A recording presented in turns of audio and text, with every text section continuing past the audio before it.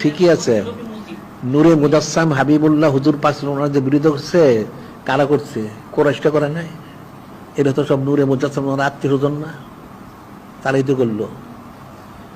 Abul hub কি অন্যান্য যারা তারা কারা, তারাই তো করলো। কোরাইশই তো প্রথম বিরোধিতা করছে, অন্য কোথাও করে নাই। তাতে কি হয়েছে? কিন্তু আল্লাহ পাক তো দিন ইসলাম পূর্ণ করছেনি। আল্লাহ মুতিম্মু নূরিহি ওয়ালাউ কারিহাল কাফিরুন মুশরিকুন জালিমুন।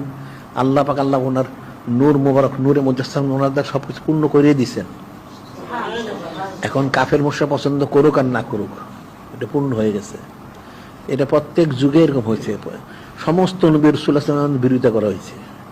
ইমাম মুজতাহিদ আউল কারণ বিরোধিতা করা হয়েছে।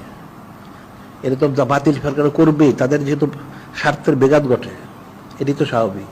এটা সাইদ আহমদ বল্লভী রহমতুল্লাহ আলাইহি, উনি তো অনেক দিনই আঞ্জাম দিচ্ছেন, তো ওনাদের তো শহীদ করলে শেষ পর্যন্ত মুনাফিকরা। জিনিসটা এরকমই, ওটা তো যুগে যুগে এরকম হয়েছে। সাইদুল জুন্নুর আছে, ওনাকে তারা এই জালেমগুলি শহীদ করলো। ইমাম সালিস আলাইহিস সালাম কারবালায় ওনাকে কি করলো? ওই জালেমরাই তো করলো।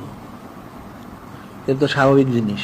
জালেমরা তো কোনোদিন হকটা পছন্দ করে না, তারা চায় যে কি করে হক থেকে বেঁচে থাকা যায়। নাউজুবিল্লাহ। এখন আমাদের বিরুদ্ধে বলবে, এটা তো স্বাভাবিক, বলুক, তা ঠিকই আছে। এগুলো তো আমরা চিন্তা ফিকির করি না। আমাদের এগুলো চিন্তা ফিকির করার কোনো সুযোগ নাই।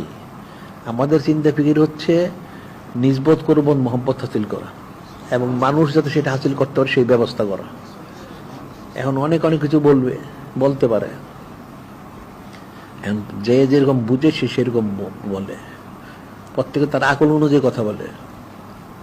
সবাই তো সব বিষয় বুঝতে পারে না, যেন বুঝার জন্য তাকে অনেক ফিকির করতে হবে, জিকির করতে হবে, সবত ইখতিয়ার করতে হবে, তারপরে বুঝবে। সহি সমাজটা অনেক কঠিন জিনিস।